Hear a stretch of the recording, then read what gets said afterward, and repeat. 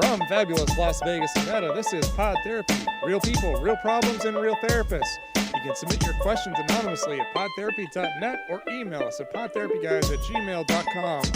Live from a plastic bubble in the CDC, that guy is Dr. Jim Jobin. I'm Nick Tangeman. It's time for some Pod Therapy. Hello, friends. So 2.5 years into the COVID pandemic, it finally got me and Jacob, but it has spared Nick.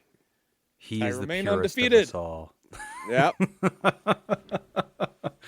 Finally got us, but we are okay.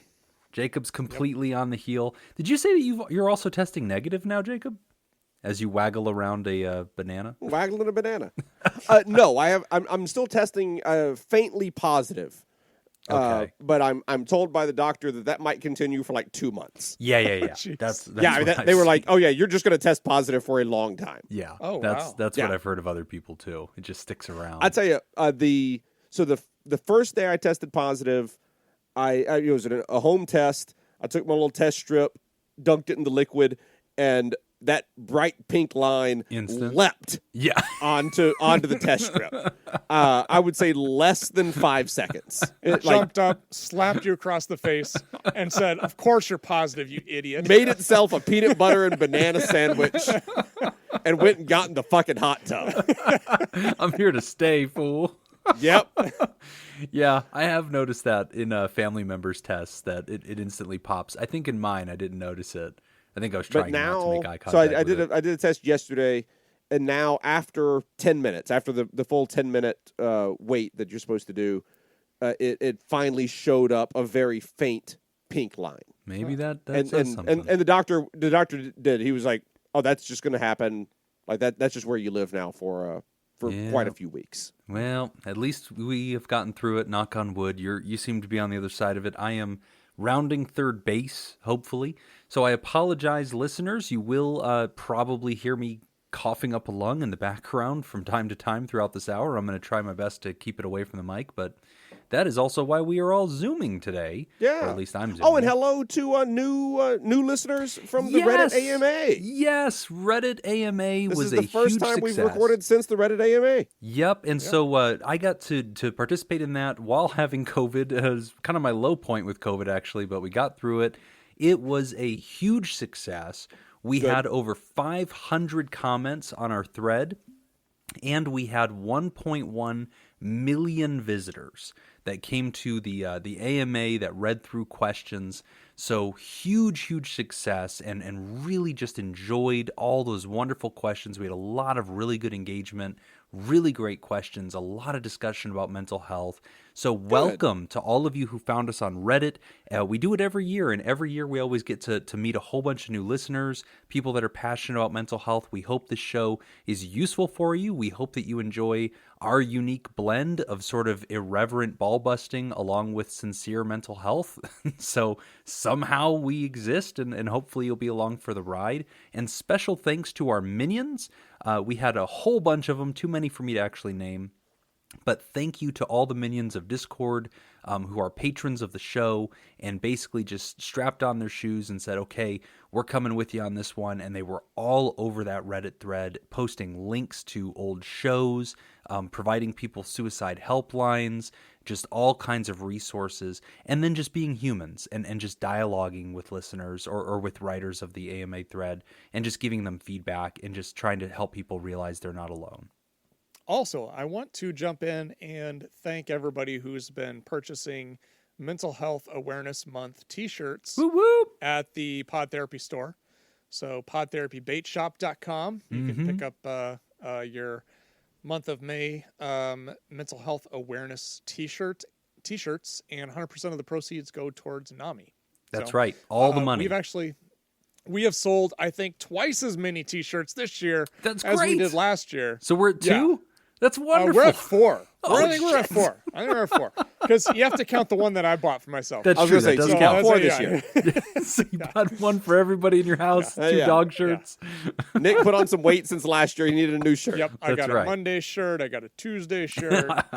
Well, all the money goes to NAMI after we purchase our Lamborghini, which we're going to need more shirts to sell if we have a shot.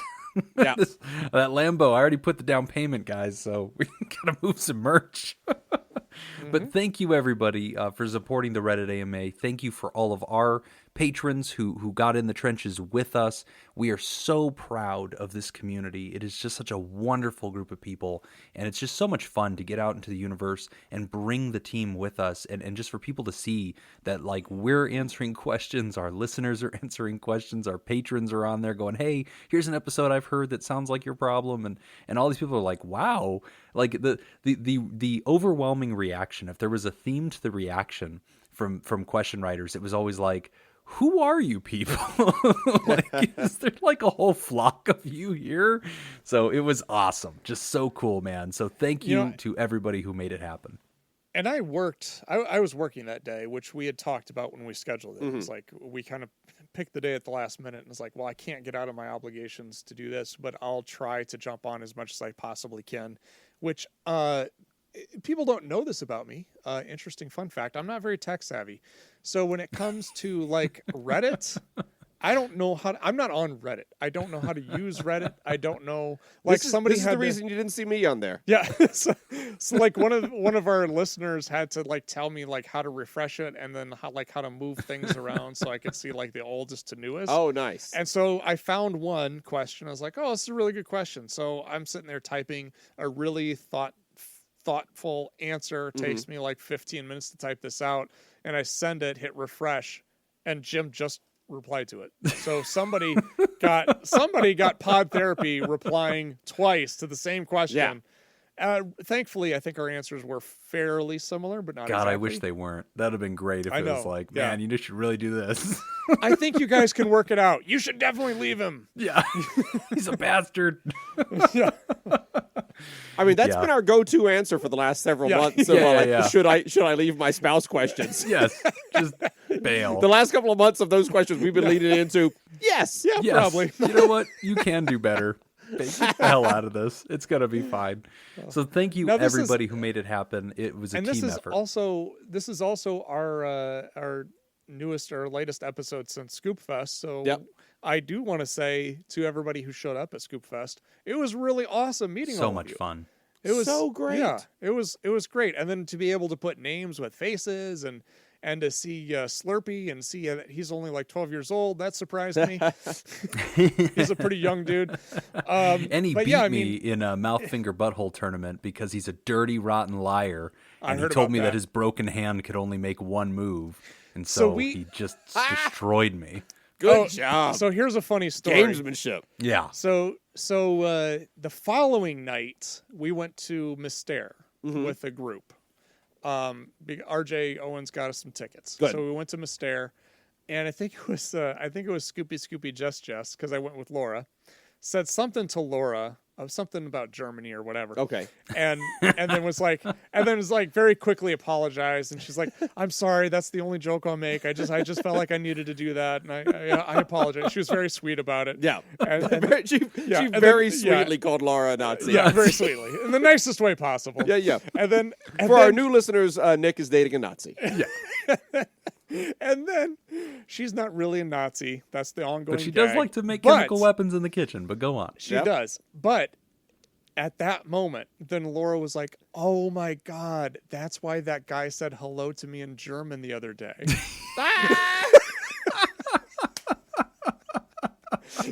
So we were at Scoop Fest, and we were just standing there, and then I can't remember who it was, and I apologize to the listener who did this. I can't remember who it was. Walked by and said like Guten Tag or said something. Wonderful. Something to Laura, and she's like, "Hi," and he just walked. And she had no idea. Just went right over her head. Oh, that's so perfect. Anyway, I'm so proud of whoever did that. It was a good time. One of the best, just like fuck you looks that I've ever gotten from Laura, and I've gotten a few over the years. One of the best though was during the ice cream social, the Jock versus Nerd ball, where everybody's there in costume and everything. Laura was just there in her regular everyday clothes, and So we were announcing different costumes, and I just looked straight at Laura, and on a microphone, everybody's listening to me. I just motioned at Laura and go, oh, and look, Laura is dressed up like a Nazi. That's wonderful, Laura. Thank you so much for participating. And then just moved on. The dagger stare.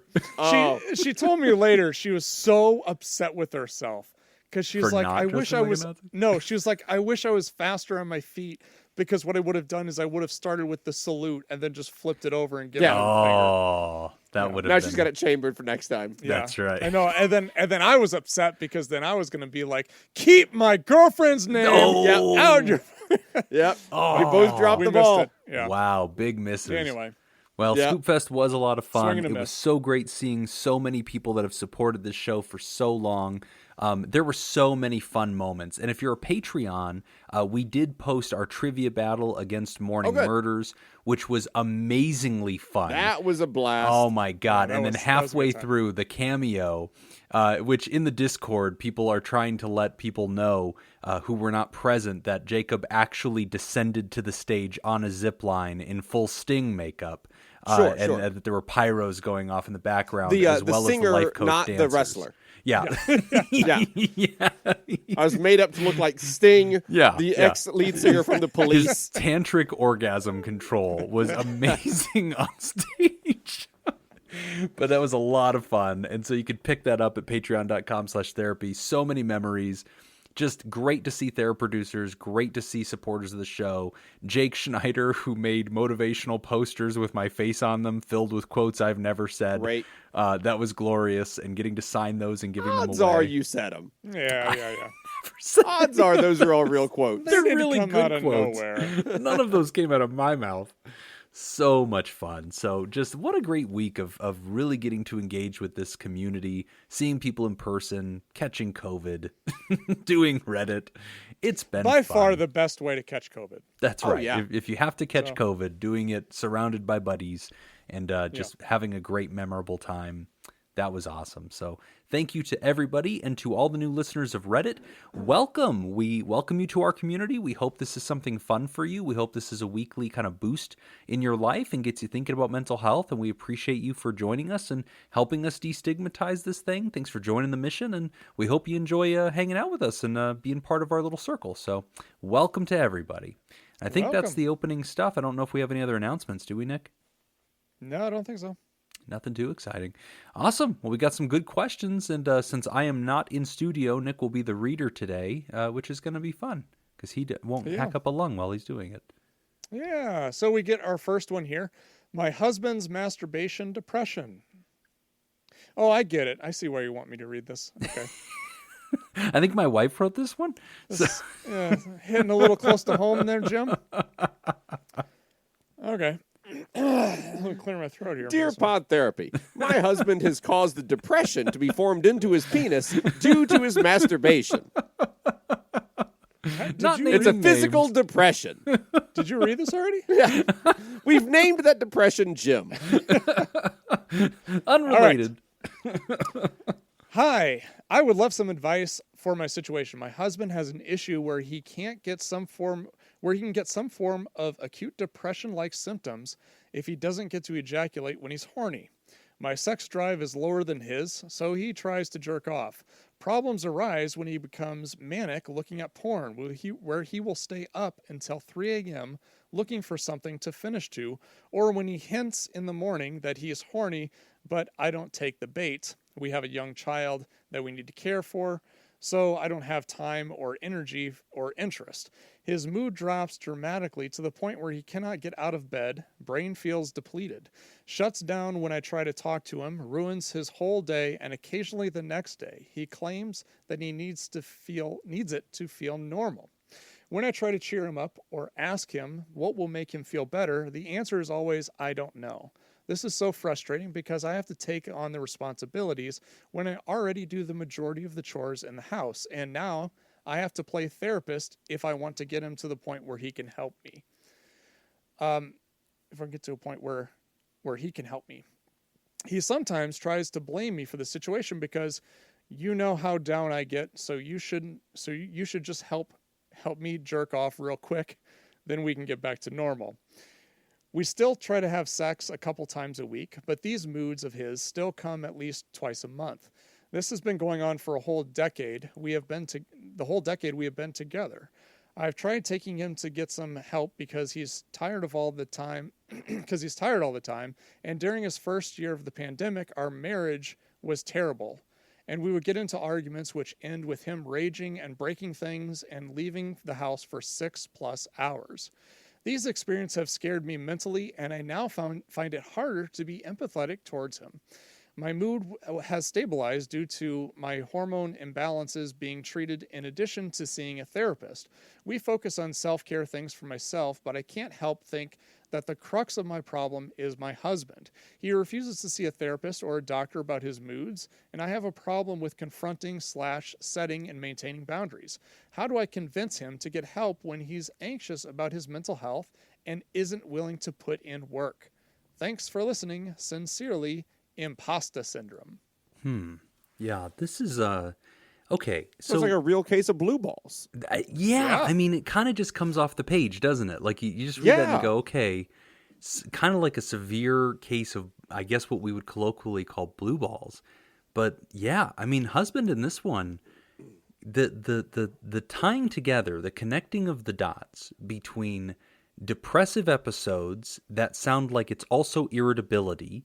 And kind of like, lashing out and kind of, being lethargic and not, it seems like all of that is sort of a punishment almost. I mean, I want to believe people, like if they say, hey, look, genuinely, I feel crestfallen, I feel depressed, I'm in despair. I want to believe people, but I don't know. I was going to say, like from the top, are we taking the husband seriously?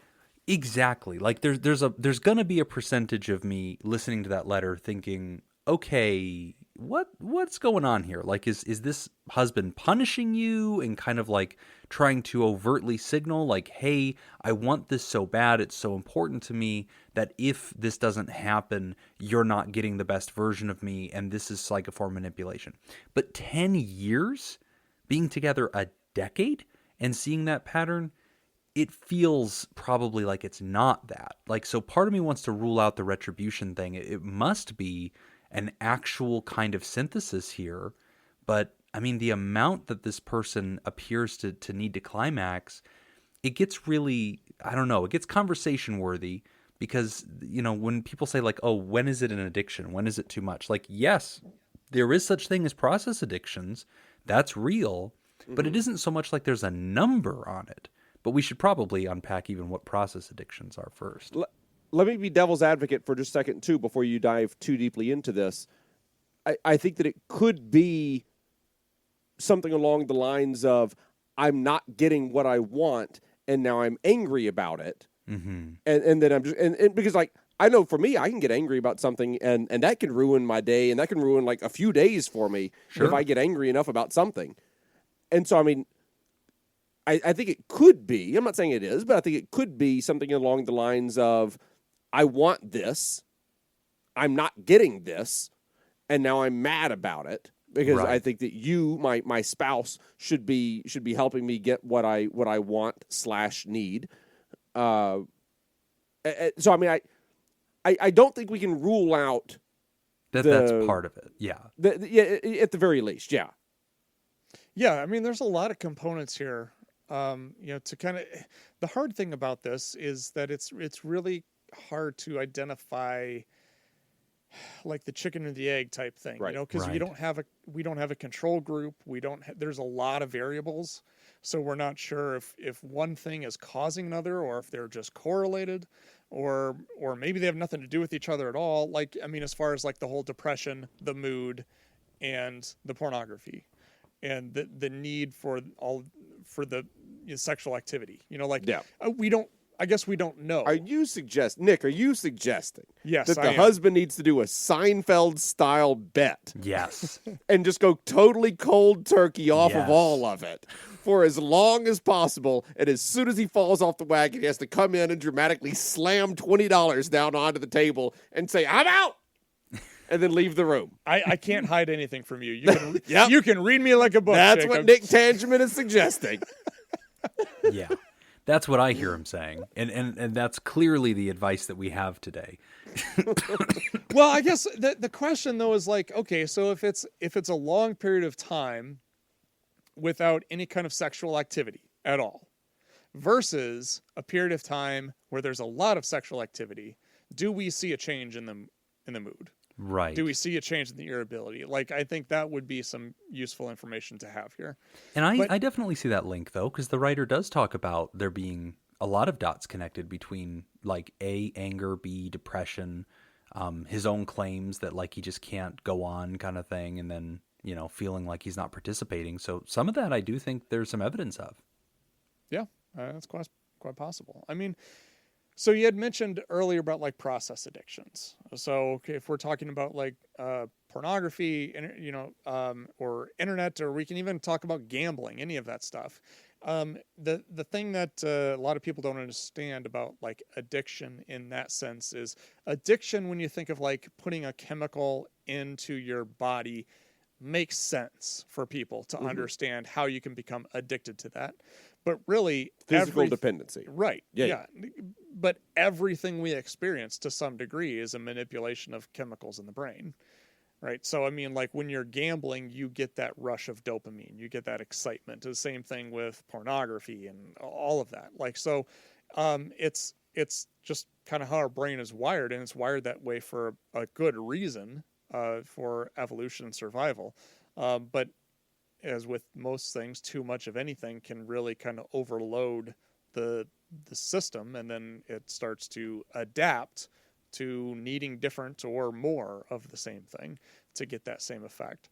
So in this particular case, if we're talking about, is this becoming a problem for your husband, we would look for things like, well, what happens when it's removed, right? How does it affect relationships? How does it affect mood? How does it affect functioning? How does it affect their cravings or things intensity that they experience in that sense? And it kind of sounds like that's kind of what's going on.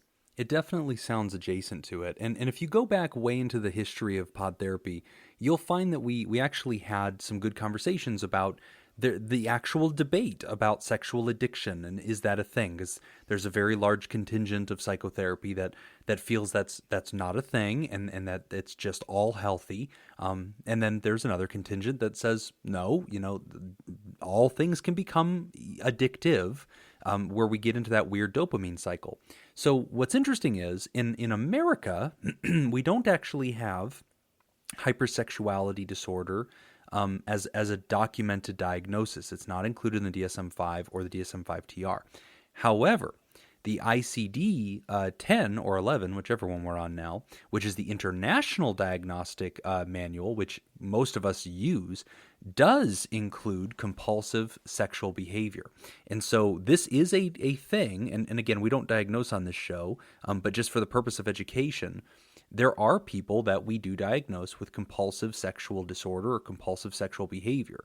And things that we're looking for sound, probably adjacent to some of what your husband might have experienced. I mean, things like dealing with loneliness, depression, anxiety, or stress through sexuality exclusively, pursuing it to the point where it's now distracting, or it's becoming difficult, or it's becoming a burden on other things like work life or family life. It's starting to, get us in trouble with legal stuff. It's basically starting to damage relationships. It's hard to establish or maintain stable relationships is another one of those factors. It's getting to the place where it's beyond our control, or where the sexual fantasizing and urges are nonstop and kind of ever present. So all of those are some of the factors that go behind that ICD-10 or 11 diagnosis of compulsive sexual behavior. That might be worth something looking into. But Nick, coming back around to the letter, one of the things the writer was saying is, okay, fine, my husband will not get help. He has anxiety. He has depression. He apparently is aware of some of these problems, and he won't get help. And this is something you and I have gotten over the years. It was something that was all over our Reddit thread. What do you do when somebody just doesn't seem to be willing to go get that help? Yeah, and honestly, I think that's kind of the bigger question. Yeah. Out of everything that's here, I mean, you and I are not going to solve this problem here on this podcast. Jacob might, if he really puts his brain to it. I think Jacob could do it. Yeah, Jacob never usually mind. You're much better track record. I'm busy. But I think He didn't do us a damn bit of good during the trivia battle, though. I'll just point that out. yeah, His advice that's was horrible. yeah. But I do think that the whole crux of this whole thing is I think he's struggling. He apparently is struggling, and now it's affecting the relationship. And because of that, the spouse is struggling. The writer is struggling. Exactly, and he's not willing to get help. So I think this question, although we've kind of talked about the whole masturbation and sexuality and all that, I think the bigger issue here, the big question we need to answer is, how do I get my loved one to go and to consider therapy? Yeah. I think part of it is you want me to help you with this. You expect me to help you with this perceived problem. I mean, not even perceived problem. It's a problem. It's whatever the cause of the problem is, it doesn't matter. It's a problem. To do that, I want us to go to therapy. I want us to go to therapy as a couple. I'm happy to go with you. I'm happy to help facilitate this. If you don't want me to go with you, if you want to go on your own, I think that's fine too.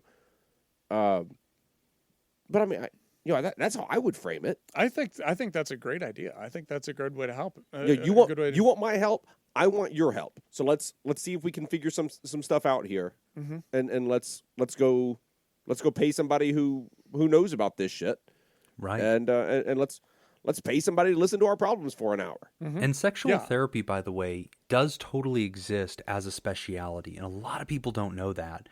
Is that what you'd recommend for something like this? I probably would in this case. I mean, the two things that I'd probably say, if I were part of this family and this gentleman was struggling, I'd say, look, I'm not here to judge your sexual appetite or your libido. Like, if you think that's a problem, then we can talk about it. Apparently your spouse struggles with this, which could be an indicator light, whatever. We want you guys to be, in a good relationship. But what I'm hearing is depression. What I'm hearing is episodic, acute episodes of, low motivation, feeling very despondent, feeling very anxious, and really struggling with the sense of relief and feeling some kind of peace. I don't want you to feel like that. And the fact that you've been experiencing this monthly for 10 years, there are two places I want you to check in with. One, I want you checking in with your regular doctor. And look, I know a lot of people are scared to talk about sexual health with their regular doctor, but they might want to order some blood work just to kind of collect all the bases here. They might even refer you to a urologist and say, hey, let's just make sure that we know all your hormones and just know what's going on. If you're having these huge dips, this could be something more. And sometimes this kind of stuff, and again, we're not diagnosing on the show, but we do discuss mental health.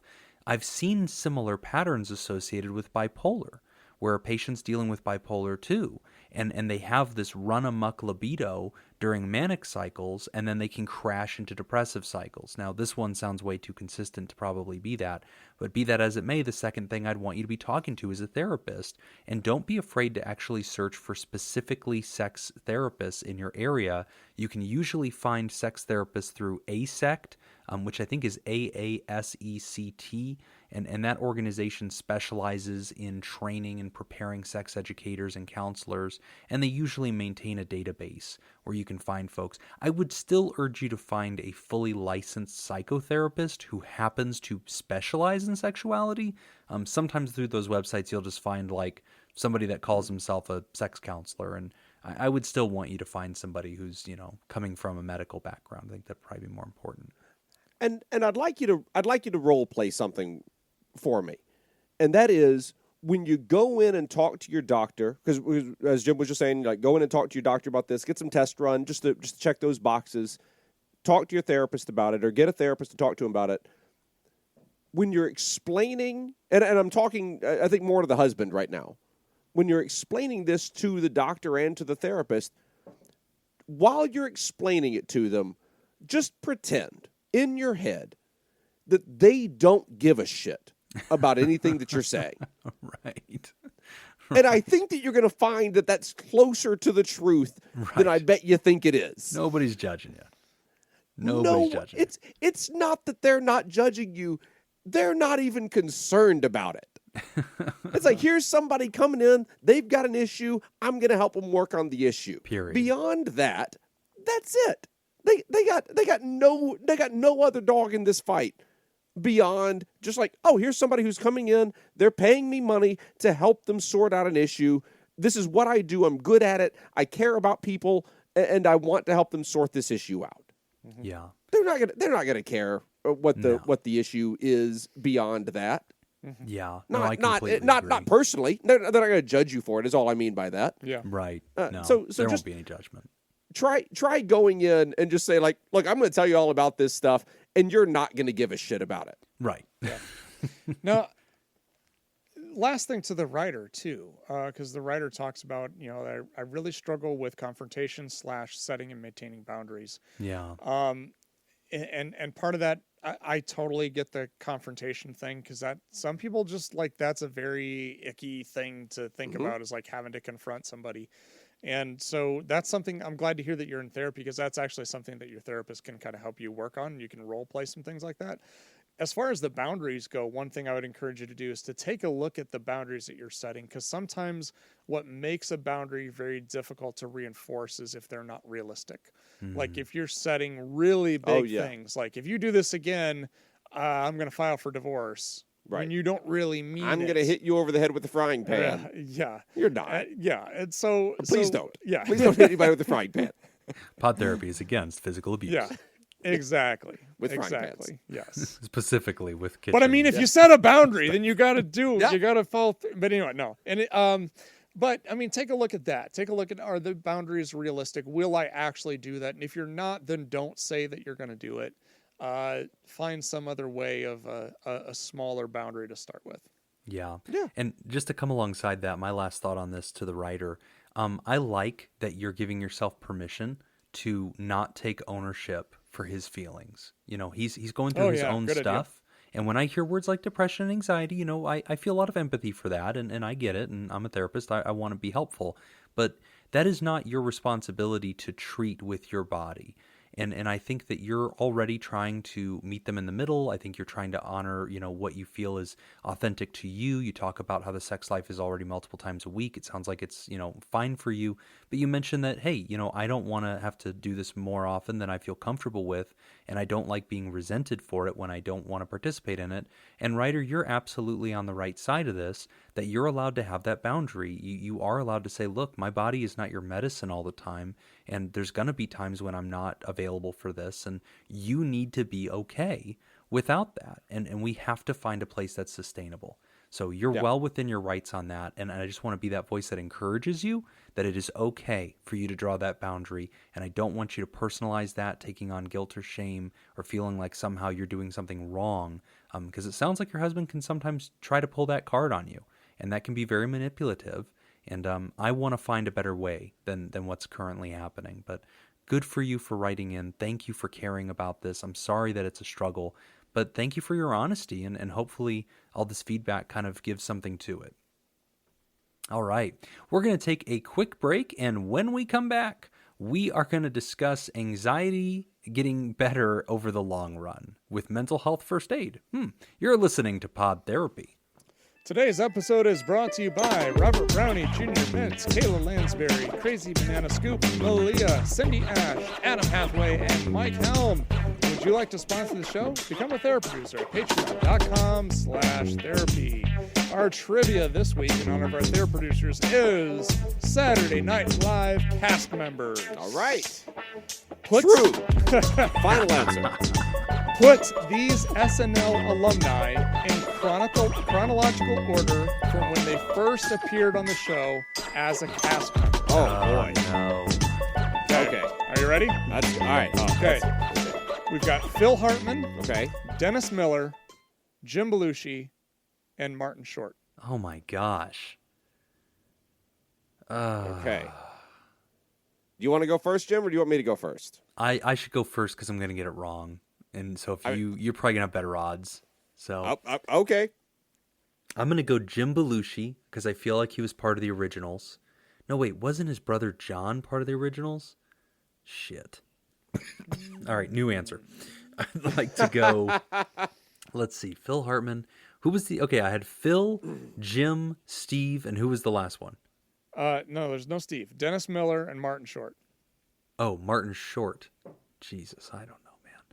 All right, I'll take Dennis Miller, Jim Belushi, Martin Short, and then Phil Hartman. Okay. All right. I think Jim is incorrect. Can I just go with that answer? Jim is Jacob incorrect. wins. Final answer. Jim Belushi was definitely original cast. So Jim Belushi is first. Then I think it is Martin Short, Dennis Miller, and who was the fourth one? Phil Hartman. Phil Hartman. Yeah. So it's Belushi, Short, Miller, Hartman is my order. Jacob got it. Dang. All right. Wow. Right on. Wow, Jim So- Belushi was part of the originals? Okay. yeah. So and the dates. Cheeseburger. Cheeseburger, yeah. There's not a whole lot of Jim Belushi's original lines that you can still do from the original SNL. There used to be a restaurant in Las Vegas called Yeah. Cheeseburger. Oh yeah. Oh, yeah. it was I really used to good. love It was that pretty place. tasty. Yeah. That was a good place. So the dates, I mean, they were all really close. 83, 84, 85, 86. Well, because Martin Jeez. Short was part of the original, not the original, but there was a Canadian, I think it was called the Canadian Stampede, which was one of the big sketch comedy troupes out of Canada that ended up feeding into SNL. And I think Belushi I think Belushi was in that as well. And it was also guys like his name just flew out of my head. He was the John Candy. No. He was No. He was part of I forgot the other show that they did in Canada. but Rick the Moranis. no, the he was with musician, John the Candy. piano player who played for Dave Letterman forever. Paul Schaefer. Paul Schaefer. Paul Yep. Schaefer was in that group, which is why he was also one of the original. Paul Schaefer, I think, was the original piano player for SNL. I don't think he was the original MD, but I think he was the original piano player, and then ended up playing for like the Blues Brothers and was the MD for the Blues Brothers, and he got fired before the Blues Brothers movie came out. Because he had another movie already set with Gilda Radner, I think, to do that he ended up doing, and so he didn't get credit for Blues Brothers music director until Blues Brothers 2000 came out. Oh, wow. Oh, wow. And then he MD'd that movie. And that whole group is fascinating. Yeah. John And- Belushi's the one that did the Jim Croce impression, isn't he? Jim Belushi, That was Jim? I'm pretty sure. Yeah, I don't remember John Belushi ever doing a Jim Croce impression. I thought John... Okay, so wait, John Belushi's the one that died, right? No, Jim Belushi died. John Belushi is his brother that's still alive. Okay, then that's not my fault, because I remember a TV show called Life According to Jim, and I thought it was Jim Belushi, and Am I I thought backwards that on the he was- names? I think you're so. backwards. I might be think backwards John on the Belushi. names. I think John died, Jim survived, and then Jim was on a comedy show called Life According to Jim, which was okay. It was kind of Home Improvement-esque, but he did not smack of like original cast of SNL. I greatness. am. I'm backwards on the names. John Belushi died. John Belushi was a blues brother. And he was a Jim blues Belushi brother. is his name. And he did the Jim Croce Little Help from My Friends. Yes. Yeah, that's definitely John oh, Belushi. God, that was so good. I'm just backwards on the names. There it is. See? I'll say I've got broken COVID clock. I'm brain right and was twice a day. backwards on the names. COVID man. Yeah, there we go. Close enough. Good enough. Well, all right. I think you so got all the other point to names wrong Jacob. too, though. Yeah. I think you got all four of them That's wrong. true.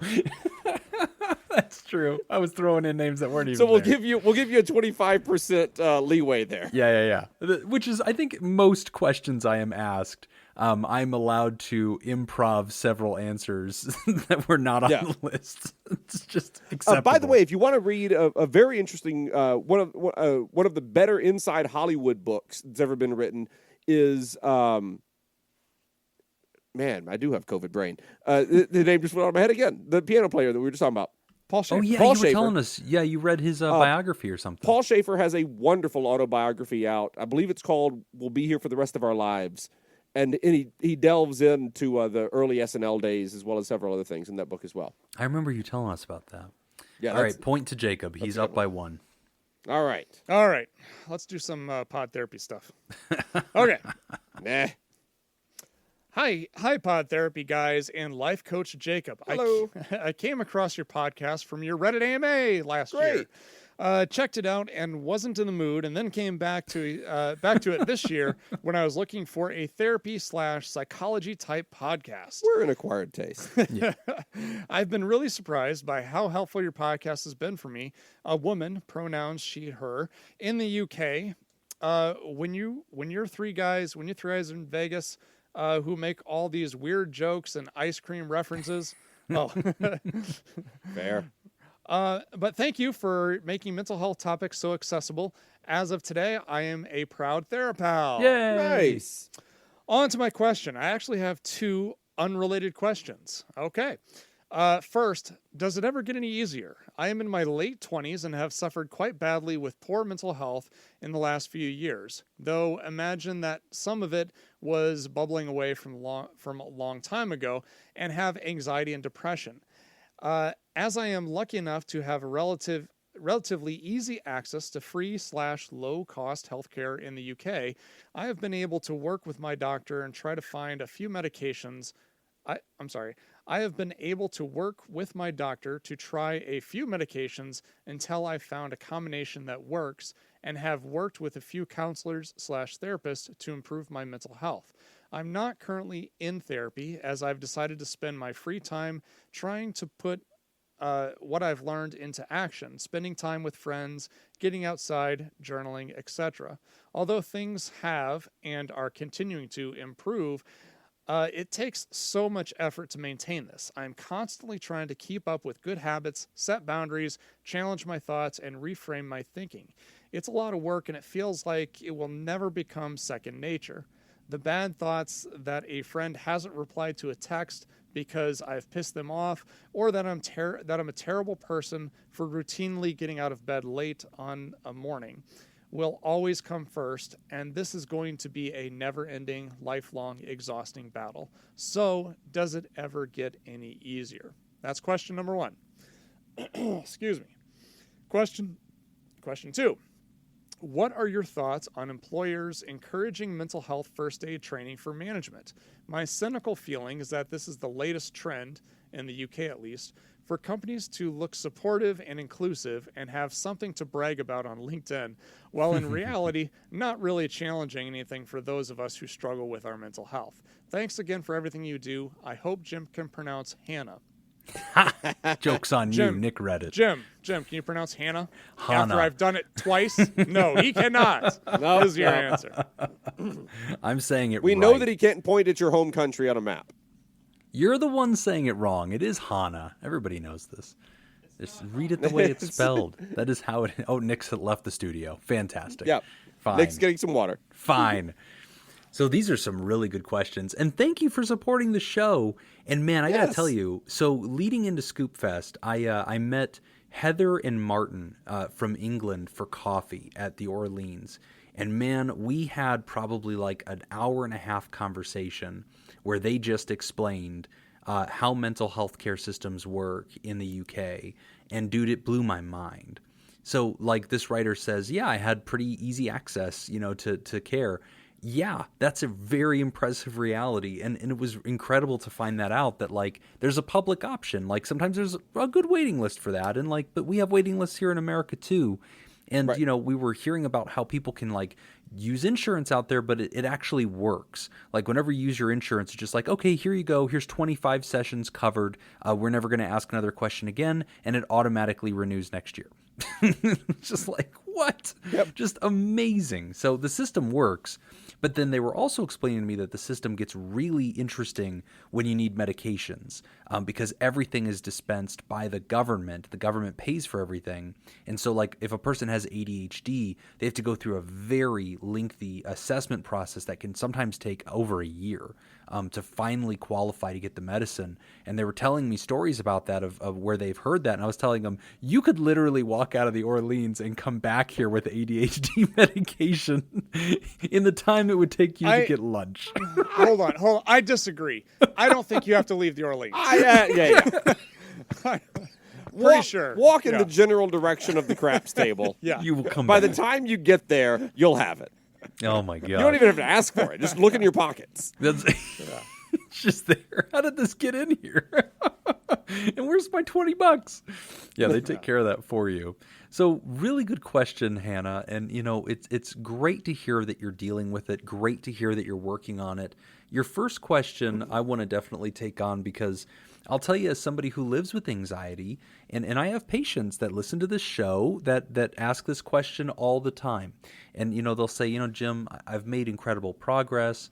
I've come a long way. I'm not where I was in the very beginning of this. I'm not dealing with panic attacks anymore. But God, I'm exhausted with this. I'm so tired of anxiety. I want it to just go away completely. What's the deal with this? And I'll tell you the truth, Hannah, it's always kind of a complex answer, right? Like there are times where people go into, in mental health, what we call remission. And that's a thing. Like we will recognize, like, hey, somebody's in remission for anxiety or in remission for depression. There are some situations that basically can drift into remission.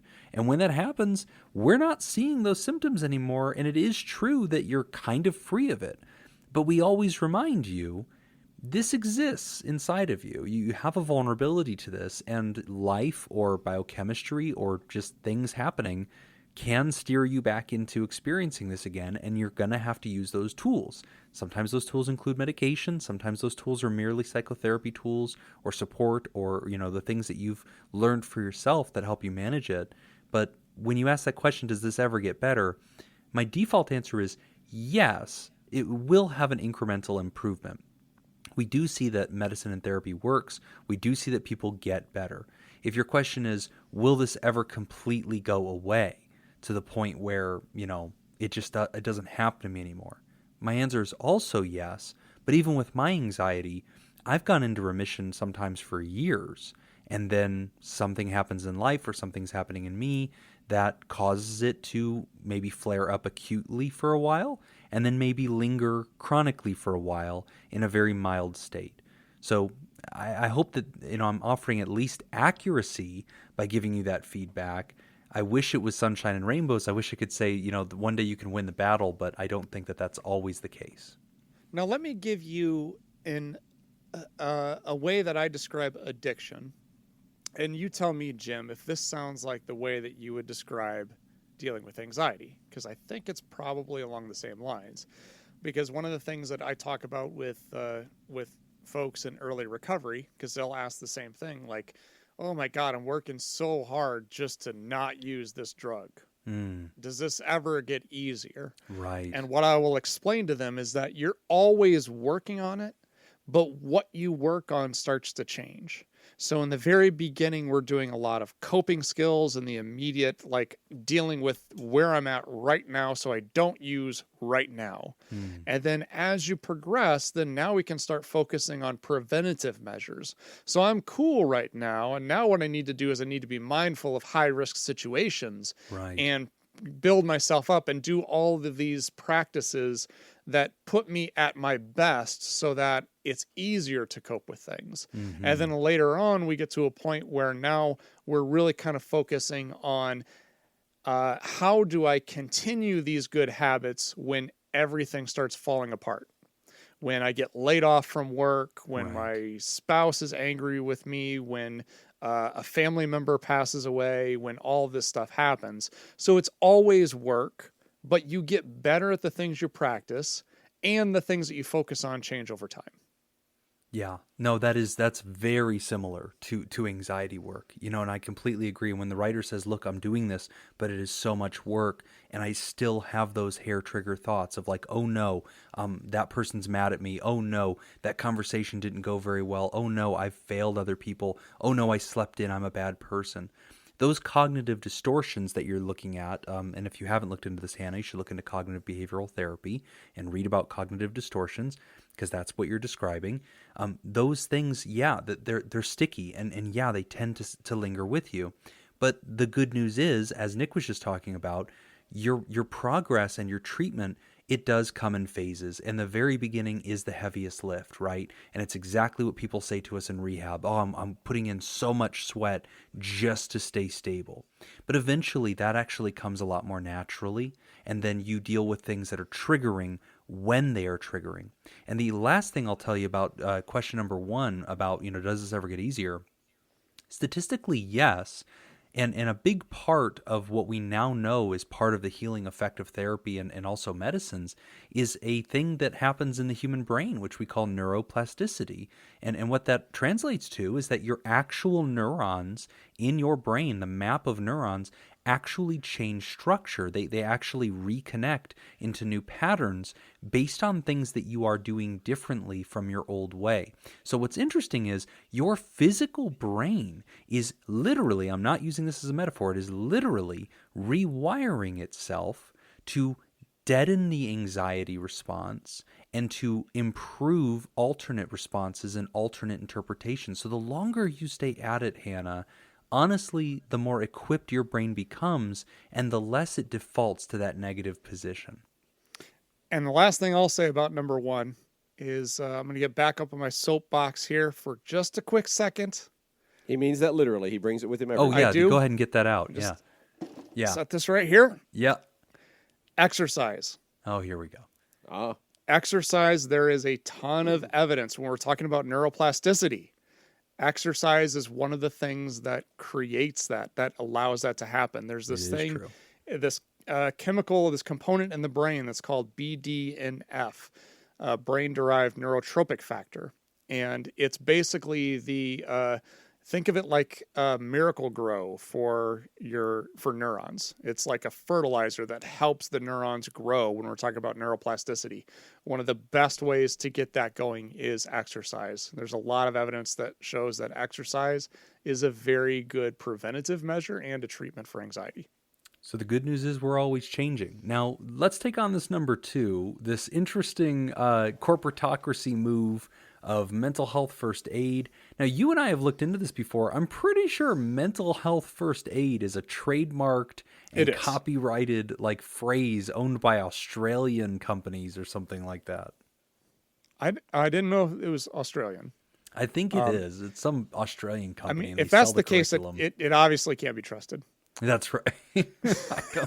Well, it definitely, the pages turn the opposite direction, I think is part of it. Got to read right to left, I believe is how that works. But no, so this is something we're seeing all over the place. And I don't know what it's like for you guys up in England. Down here, we're seeing this kind of roll out. We're seeing companies starting to offer more benefits for mental health, which is great. And so we're seeing employee assistance programs offering help because the insurances almost never cover it very well. So that's pretty cool. We're seeing companies do a better job of scheduling mental health days and giving employees little breaks, which is huge. We're seeing days where they schedule conferences and they get everybody together and they do in-house trainings of hey, how to spot depression, how to spot, substance abuse, which I think is this idea of mental health first aid. I love that. I mean, I take the same position on corporations trying to do this that I do the TikTokers and the Instagrammers, which is, all right, yes, this can get weird fast, but I'm generally for more people talking about mental health and making more noise about it and making it more common and making it more approachable, and especially companies, because they have to back that up. When they get out there and go, oh, don't forget about your mental health, guys, this really matters, and then you go, hey, I'm struggling, and they go, oh no, we meant try yoga, we're not actually going to do shit about this. Okay, that's egg on their face. They look terrible. And I think it's good that companies are starting to talk about this. I'm seeing it more and more, and I'm glad that it exists. But you think the benefit of just getting it in the conversation outweighs the potential egg on face? I do. I think the more that companies are putting this out there as a perceived benefit or trying to sell it as oh, this is our culture. Because that's what Hannah's talking about. Oh, they put it on LinkedIn and stuff, right? And they're oh yeah, we have a mental health program. And there's even companies now that are hiring in-house therapists that are just part of their team that are just watching over their own staff. And those therapists have autonomy and everything. That is a fantastic idea. What a huge benefit. Yeah. Well, so I'm a fan. Your agency does that. Me? Right, Jim? Yeah. What are you talking about? You have on-site therapists. Oh, my company? That was company brilliant. that was brilliant to hire on-site therapists. Yeah. I think that was yeah. Very progressive. Thank you. To do that for your staff. You're it's the Google of yeah. No, we like to brag that everybody on our staff is within 1 inch of a therapist at all times. Yeah. Now I am on the mental health first aid website, I am too. just where it look. I clicked on to be an instructor. So the good news here is that you at least got to do a 3-day training. It looks like okay. it was. There you It go. looks like it was started. It's an Australian, or it looks like an Australian maybe started it, but it is like they have copyrights and everything in the U.S. So it's a good idea.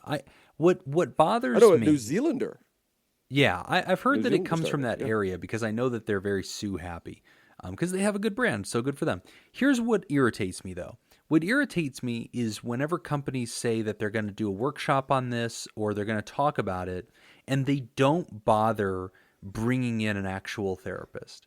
Like, Yeah. why not? Take the one extra step. Instead of just firing up some PowerPoint, you download it online and having your HR representative get up like the office and I like was just gonna say Michael Scott. yeah, just Toby, up there being like, all right, guys, don't forget to take a walk every 5, hours and stretch your legs, like that's very disingenuous. And then when they say, I'll be at the back of the room if anybody wants to talk about their personal lives, nobody trusts it.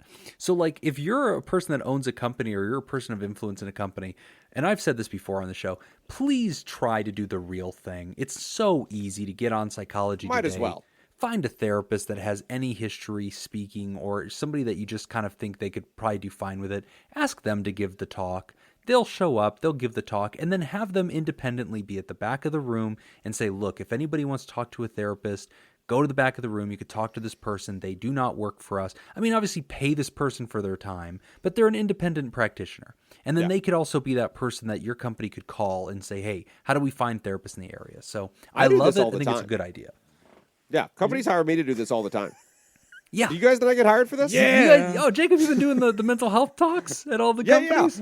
Yeah, do you guys not do Pod that? Therapy is really working for you, dude. This life coach thing is crushing. Yeah. Oh, I'm pulling in gotta like tell you. 600K a year just doing these Did talks. It's We gotta great. get into this Did you audio like guy gig. Did you like all the audio guy life coaching T-shirts at I did. Scoop Fest? I Did you did. see a couple Yeah, of them? That was those were a great. hit. Yeah, several people came up and showed me their Audio Guy life coaching T-shirts. I can't wait for the number one Las Vegas therapist Christ, Audio here Guy we life go. coaching T-shirts that are going to I'm come out sure next the year. shirt Yes. will exist pretty much no matter what happens. So as we're going to move on, I got to say, we're all doing this on Zoom. It is so hard for me to concentrate watching you both massage those banana sandbags like crazy, okay? Can you at least keep them out of view? I mean, you're both just nonstop, just twirling these things. Just tugging. Two hands on these beasts. Nick has a hot dog. Yeah, mine's a hot dog. Oh, I apologize. Yeah, just two hands. This very thorough. You can't not play with them when they're just sitting here. What do you I don't want know. us to do Yeah. while That you're was what the talking first ad question was all nauseum, about. Jim? Yeah. First question was all about it. We're going to take another break, and when we come back, we're talking about coping with divorce while you're waitlisted for therapy. You're listening to Pod Therapy. Today's episode is brought to you by Robert Brownie Jr., Mint, Kayla Lansbury, Crazy Banana Scoop, Malia, Cindy Ash, Adam Hathaway, and Mike Helm. If you would like to sponsor a show, become a therapy producer at patreon.com/therapy. And our second trivia question of the day, thanks to our therapy producers, is SNL cast members. Which of the following cast members has been on SNL the longest? So these are all current cast members. Okay. The obvious one that you're thinking of right now is not on the list. Okay. Damn it. All right. Pete Davidson, Great. Adie Bryant, Kyle Mooney, Melissa Villaseñor. Damn it. Does Pete Davidson's time just as like an on-again, off-again cast member count? I think that's the only kind of cast member he's been. All right. So yes. Or am I just asking a question to throw Jim off the scent? So yeah, I was really hoping I could just grab Cecily Strong and just dunk this thing. Oh, that wasn't the one I was thinking you were going to go with. Who were you thinking? You're thinking Keenan. Keenan. Yeah, Keenan's Oh. been on for a very long time. He's been on the longest out of all the current members. Oh Yeah. yeah, Keenan. Wow. Yeah. He blends in so well to that cast that I don't even think of him as distinct. Like he's just always the background joke. All right, give him to me again. Okay. We got Pete. Pete Davidson. Yep. Adie Bryant. Mm-hmm. Kyle Mooney. Okay. Melissa Villaseñor. Oh jeez. I think I'm going to go Melissa Villaseñor, Ooh. Okay. who I'm is going a Kyle Mooney. hysterical. She is She's great. I follow her on Instagram. Oh, she's and a Twitter. good follow. Yeah. Yeah. And she pops up on other things every now and then as well. And man, like everything that she pops up on, she's just so good. Yeah. No, All right. She's great. That would have been You're going a good Mooney? guess. I'm going to go Mooney just because I distinctly remember seeing this guy so long ago in the opening credits. He's been there for a while. So is Davidson, though. Yeah. Mooney just ends up in all these interesting roles because, like, he's not a standout character in my brain, but I just know I always see him and I'm like, who's that guy? I felt confident in my first answer. I do not feel nearly as confident in this answer. Neither of you want to change your answer. Now I'll stick with Melissa. Yeah, Okay. I'll stick with Mooney. 80 Bryant. 80 Bryant. 2012, and then Kyle Mooney, 2013, then Pete Davidson, 2014, then Melissa Villasenor, 2016. Wow. All right. Jeez. Because she was on America's Got Talent first, before she broke onto SNL. Oh, you're right. Yeah. Yeah, with all her impressions and stuff. I mean, I couldn't have. Those are all earlier dates than I would have guessed. Yeah. So in fairness, I would have been really wrong about any of the dates. Yes. True. That would have been a whole nother question of just name the dates that these people existed in. Oh, If you had said, like, name the earliest year that any of these people were on SNL, I would have guessed, like, 2018. Yeah, way I would have guessed, like, 2017, 2018. Yeah. That's funny. All right. Coping with divorce while waitlisted for therapy. Okay. Hello, awesome humans and Jacob. Hello. Long-time listener, first-time emailer. Buckle up, boys, because I'm a talker and I love to write. I want to preface this email by stating that I am on a wait list with a therapist who came highly recommended by a therapist/friend of mine. My problem is that the wait time is proving unbearable. It could be several weeks or longer before I actually begin therapy sessions, so I need some help while in limbo. I recently filed for divorce with my spouse, who is a narcissist on the spectrum, ADHD, alcoholic. Well, a lot of labels there. They don't mean on the spectrum for narcissist, right? I think so. they mean autism. Yeah. Right. Okay. We were married 5 years and together about 8. The majority of my self-growth years, my 20s, were spent with him. Unfortunately, I'm no stranger to trauma and abuse. In fact, I joke that my marriage to him rounded out to the trifecta of abuse: emotional, physical, and verbal. Winner, winner. Looking back, I noticed that I have typical patterns of hopeless romantic and chronic monogamist. I jump from relationship to relationship with little to no downtime in between to grieve, mourn, or learn from the relationships. I stay in one relationship for years, long past its due date. Jacob's playing with the banana. I know. It's so hard to listen to you guys. Behind you my literally laptop. have the hot dog in your other hand. I know, and I need to... All right, anyway. Gentlemen, I'm just put doing them it at down. I stay in one relationship for years, long past its due date. I never just dated. I'm always looking for the one, which I don't fully believe in anymore. This is the perfect concoction for getting involved with bad men who exploit, neglect, and abuse someone like me. But in order for the cycle of abuse to stop, I need to stop it myself. My spouse and I have been fully separated for 3 months, and I've cut him off completely, save our emailing. Full disclosure, I recently had my first ever one-night stand, and it's left me strung out and stressed all week. From the depths of my loneliness, I said, what the hell, and did it, feeling secure in the fact that we wouldn't work in a relationship anymore. But my preconditioned brain is on overdrive to make a relationship out of this. I'm glorifying the experience, overthinking every detail, and my heart skips thinking that someone is attracted to me. I've concluded that in my current vulnerable state, having sex with people won't help anything. Mm-hmm. And I may not even be the type of person that can handle a one-night stand, obviously. It's not even that I'm holding on to my marriage, soon-to-be ex-husband. I just know there's so much healing that needs to be done. At times it feels overwhelming, but damn, it feels good to be wanted.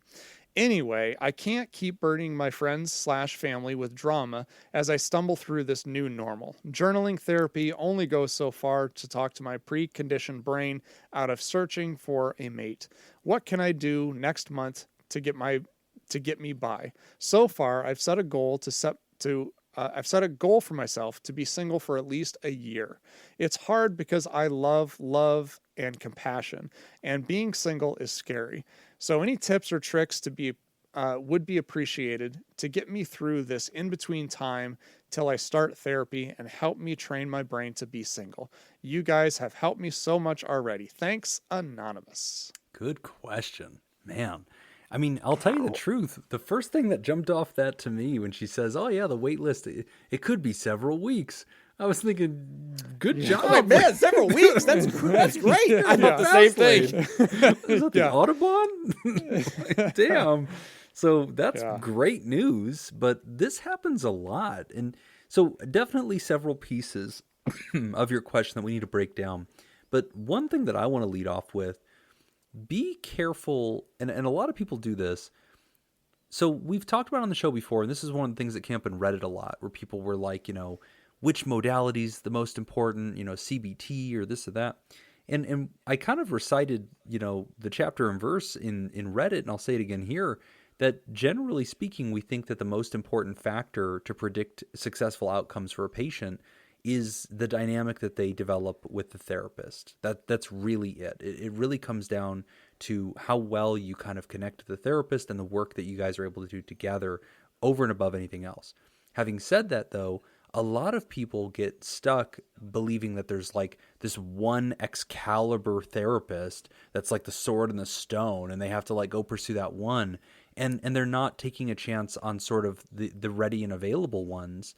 Or there's people that like have Medicaid and they're like, oh, well, I'm sure the Medicaid therapists aren't good, so let me go figure it out somewhere else. And I always think that's the wrong approach. I always tell them like, no, just start with the low-hanging fruit. Don't let perfect get in the way of better, because just because somebody else says, hey, look, this was a great therapist, as much as I like that idea, and I'm always really flattered to be referred to another person, if somebody can't get to me in an orderly fashion, I don't want them waiting.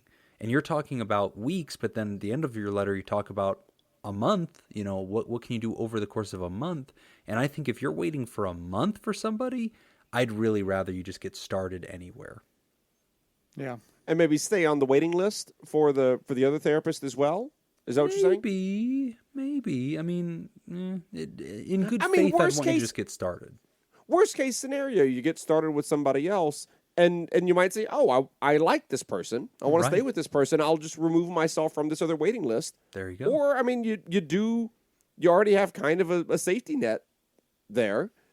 So if you start with another therapist and you don't like them, or you don't feel like it's a good fit, you do have this other one on the horizon that you can keep on looking at. But I would certainly try to go in with an open mind on whatever therapist you're able to get into, though. Yeah. No, I think that'd be fine. I don't think that'd be an issue. No, I mean, are we ready to move on from the therapist thing into the divorce thing? Because I can help out with that. Yeah, go ahead. I got this one. Jim, let's take a break. Yeah, I got this. Smoke them if you got them. Yeah. All right. Absolutely. I can totally relate to this. So I can totally relate. I kind of had that same thing too. Like when I was first divorced, to me, that was scary. Like it was incredibly scary. I've been with somebody for 10 years and then now you're divorced. And it's just like all of the little shit that you don't think about that you all of a sudden think about when you're divorced. For me, I remember one of the things was like, oh my God, I'm going to have to go to a movie by myself. Like that was one of the first things that hit me. And that was scary to me, And I was like, and of course I love going to movies by myself. I know, I do too. I love it so much. I do too. I kind of set it as a goal, like, or even like going out to eat just by myself, right? And doing stuff like that. But like going to a movie by myself, it's wonderful, and I just forced myself to do it, and learn from it. But and I think that's part of it, is I think you just have to like push yourself outside your comfort zone, try these different things. And instead of trying to get into your next relationship with another person, look at it as trying to get into a relationship with yourself and just trying to figure out who you are alone and who you are just as a single individual person. Because when you're in a relationship for that long, you start defining yourself as half of a larger entity. Yeah. And then when that larger entity is no more, then your whole identity gets shattered. It becomes really complicated. So you got to learn who you are again, and you have to kind of meet yourself. What do you think about the goal of staying single for a year? I kind of like it in the sense that like that's a good thing to strive for. Okay. As long as it's not like. Do you think it should be a hard and fast? I don't think it should be hard and fast. Okay. I think what you should do is I think you should sit down and really write this out. Like, what do I want to have in place a year from now? So like, let's say that is my goal. So on May 9th of 2023, I can enter into my next relationship. And when I imagine myself a year from now, what are the things that I expect to see in myself? Yes. That would tell me I'm ready. Because just being sitting in a dark room for a year and being single, that doesn't accomplish anything. Exactly. So let's look at what am I actually looking to accomplish over this year? Yeah. So we're shifting our focus away from the calendar into personal development, personal growth. And then once you've identified that, then we're no longer worried about the calendar. Now we just have some things that we need to work out. Right. And so you can kind of focus on doing it that way. Because the other thing you need to remember here too is this isn't just about you and about making sure that you're the best person for yourself, but this is also about making sure that you're the best person for that next person that comes along. Right. Because that's the thing that doesn't go well. Like I went through a lot of relationships after my divorce. And I got hurt in a lot of them, and I hurt a lot of people through those too. And so I was not a good person to be in a relationship with because I wasn't stable. And there were some women who were great women that otherwise we would have had a great time, but like I just wasn't there and I couldn't be present in a relationship because I hadn't gotten over the old one yet. And so unfortunately that didn't end well, and it was sad, and it bothers me to this day to look back at it and think about like, oh, I really hurt somebody, and that really bothers me. If you dated Nick in that time period, go ahead and write it. Yeah. PodTherapyGuys at gmail.com. Yes, we will be hosting. You will get bumped to the top of the queue. Yeah. We'll do it like mystery date. Like I'll put them behind like a black box and they'll just tell stories. And then Nick has to remember their names. And when he can't remember their names, they're allowed to be even more pissed. That'll that be sounds fun. Like a great idea. This is how that'll we be fun for 2/3 of us. That's season 6. No, but you nailed it, Nick. And a couple of things to the writer. I agree with Nick that I don't like the arbitrary 1-year stamp, but I also don't want you to think like we violently oppose this, like it's a terrible idea. I think we both agree that time is part of the recipe. Okay, when you're baking cookies, like time is an ingredient, and so that's part of how we're going to get to a finished product. And I agree with that I'm more interested in the qualities that you're going to have, more so than an arbitrary amount of time. But I do agree it's okay to just go ahead and make an arbitrary amount of time as part of this. Yeah. And now I don't want to say that time doesn't factor in, because the shit that we're going to put on the list is going to take time. Right. Because like if you come up with a list of 10 things and you have them accomplished by June, I'm going to say bullshit. I'm going to be skeptical. Yeah. The dough doesn't rise quicker because you set the oven at 900 degrees. Yeah. That's just not how that works. Like there is a proper order to this. And in divorce care, there's sort of this arbitrary formula that we use. It's probably outdated by now. But we usually say, look, for every year you were married, plan on about 3 months for each year being part of your recovery time. So in this case, the writer's talking about, I was married for 5 years. So, 3 times 5, 15 months, it's about a year. That doesn't mean you must be single for that amount of time. But we're just saying we wouldn't be surprised if you didn't feel that you have fully healed and fully recovered from this until about that metric of time. And that's assuming you were doing something for yourself throughout that time as well. So time is part of the recipe, and I definitely want to acknowledge that. The other thing, writer, that I would tell you to consider looking into, doing some research into this phenomenon that we call codependency. Codependency is a style of love and a style of relationship that kind of sounds similar to some of your history, where we're very attachy, to other people. You call yourself like a serial monogamist and talk about how you're afraid that you're going to just jump into the next thing, and you're always in a relationship. And sometimes that can be a fear of being alone, and sometimes that can just be like this attachment that we call codependency. And you should probably learn about that, because, hey, if that's part of who you are, you should figure out that, this is your pattern and work with that. Another part of that too could be just low self-esteem. Yeah. Because I think that kind of goes hand in hand with it, because like, hearing you talk about, I had this one night stand, and even though I know it's a one night stand, in my mind, I can't help my mind from being like, oh, something could happen with this, and this is wonderful. And she even says something about just that feeling of somebody wants me, or somebody's attracted to me. That I think says a lot right there, because what that says, I think part of that is low self-esteem, because you probably put a lot into that old relationship as being like, because that's how I was. Like in my marriage, I was convinced that I just happened to marry the most amazing woman in the world. And then when that ended, then in my mind, I'm like, well, shit, I'll never have that again. Yep. No and woman. he never has. That's bullshit. And because I always thought like, because I always thought that she was so much better looking than I was. And I thought that she was much more attractive and more personable than I was. And so I just kind of assumed like, oh, well, that was my high point. It's gone. I'm 35 or whatever, 34 years old, whatever it was when I got divorced. Like, okay, well, that was my high moment. And so now for the rest of my life, it's all downhill.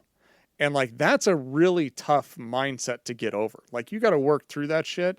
And after a while, and this is where working on yourself becomes very reinforcing. And it's like a snowball, where it just starts building on all of these other components. So what I ended up doing is I started working myself. I started talking, I set goals for myself of things that I wanted to accomplish, like little things, like I'm going to go to a movie by myself. I'm going to go out to eat by myself. And then I'm going to, I'm going to finally get off my ass and I'm going to get in shape. I'm going to do that. And you know what? I've been wearing these same old ratty clothes forever. And so I'm actually going to look at what's in style and what's fashionable, and I'm going to go shopping, and I'm going to start doing things like that. And and it was just a snowball, because then once all of that happened, then confidence starts to build, and then you start meeting some amazing people, and you realize like, oh no, these people actually like me for who I am. They don't like me because I was connected to this other person, and then it's just, it grows from there. So self-care is the best thing that you can do. Yeah, and I was going to say, just listening to your letter a minute ago, get used to the idea that people find you attractive. Yeah. They're more than just your ex and this person that you had a one-night stand with. More people than that currently find you attractive. Yeah. Right. Just get used to that idea, because that's just out there. There are plenty of people who are attracted to you right now that you don't know about. Yes. And that's good. That's fine. And you may never know that half of them are attracted to you. Who gives a shit? Yep. That's somebody on with them. a pair of binoculars in a tree outside your window, admiring you. Yes. Really admiring you. Just breathe Well, it in. no, it's How Jim got in that tree, we may never know.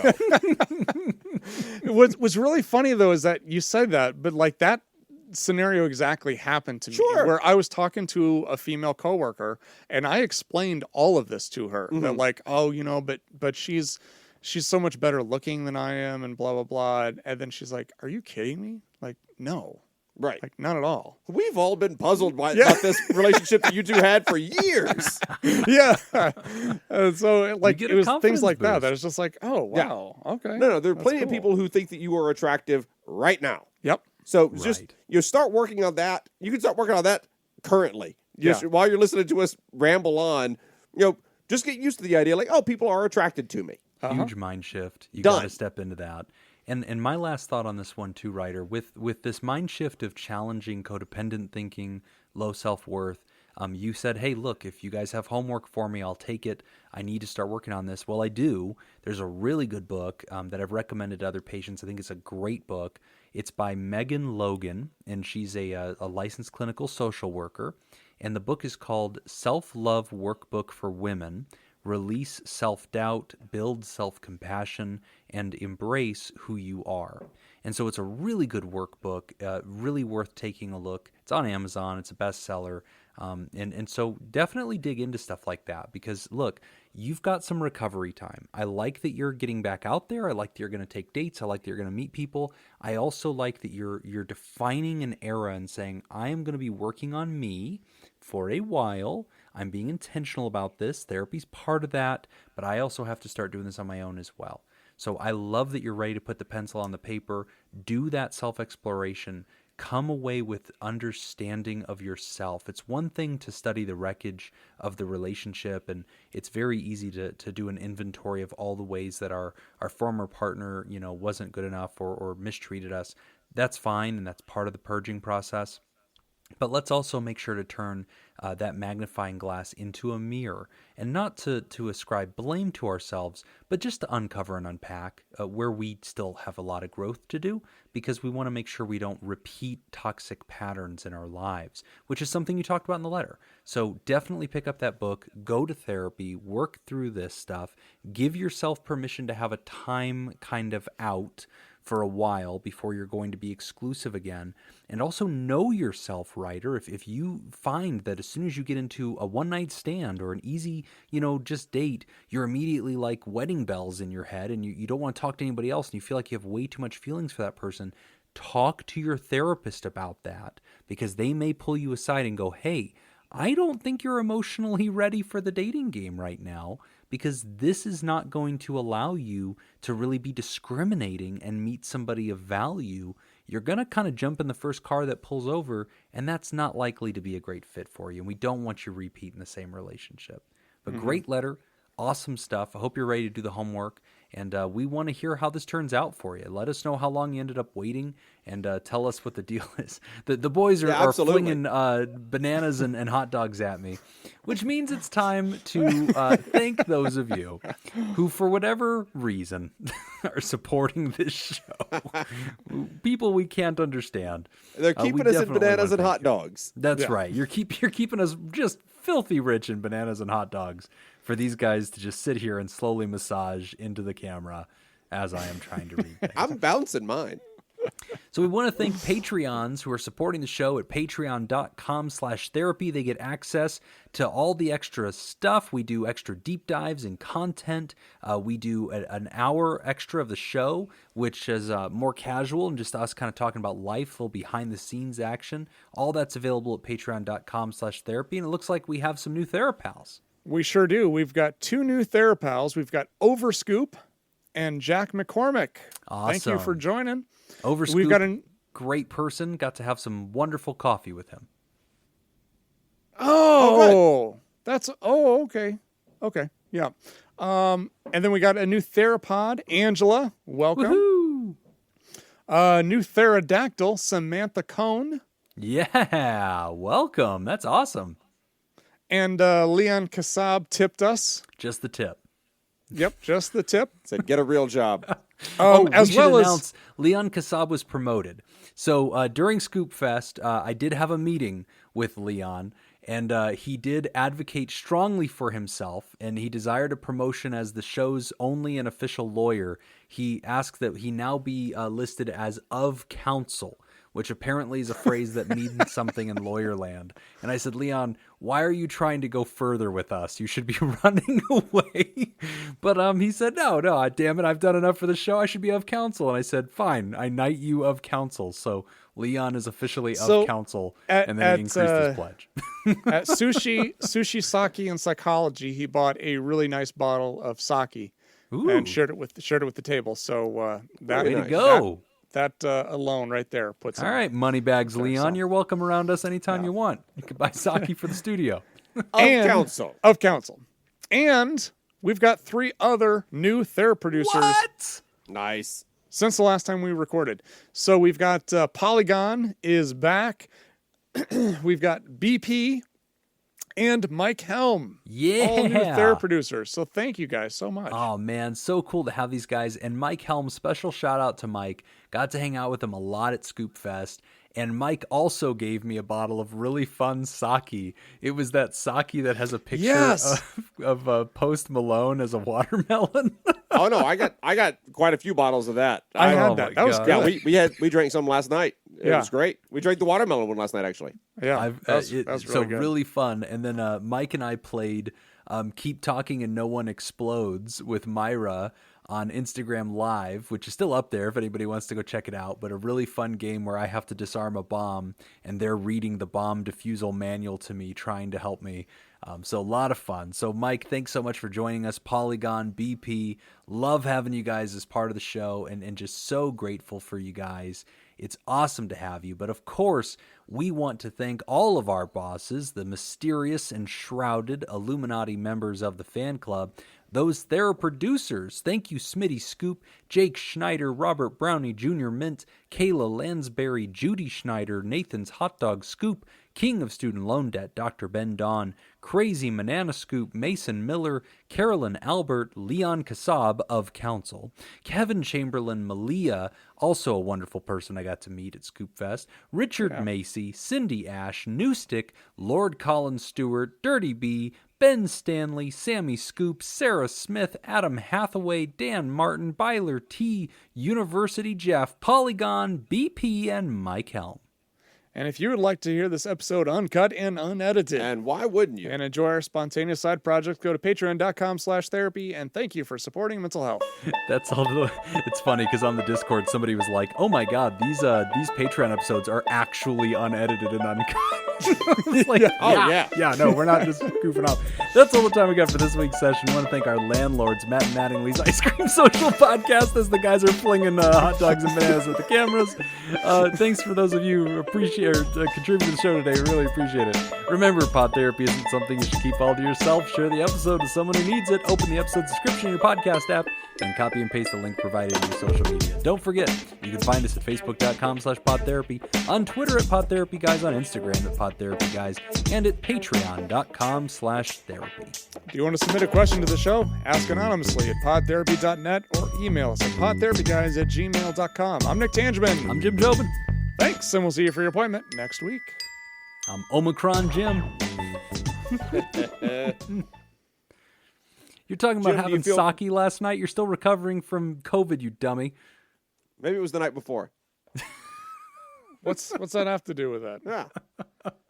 I mean, that is the first time I've had anything to drink since Scoop Fest was the sake the other night. And then I had a little glass of whiskey during the recording tonight. There you go. There you go. So it might...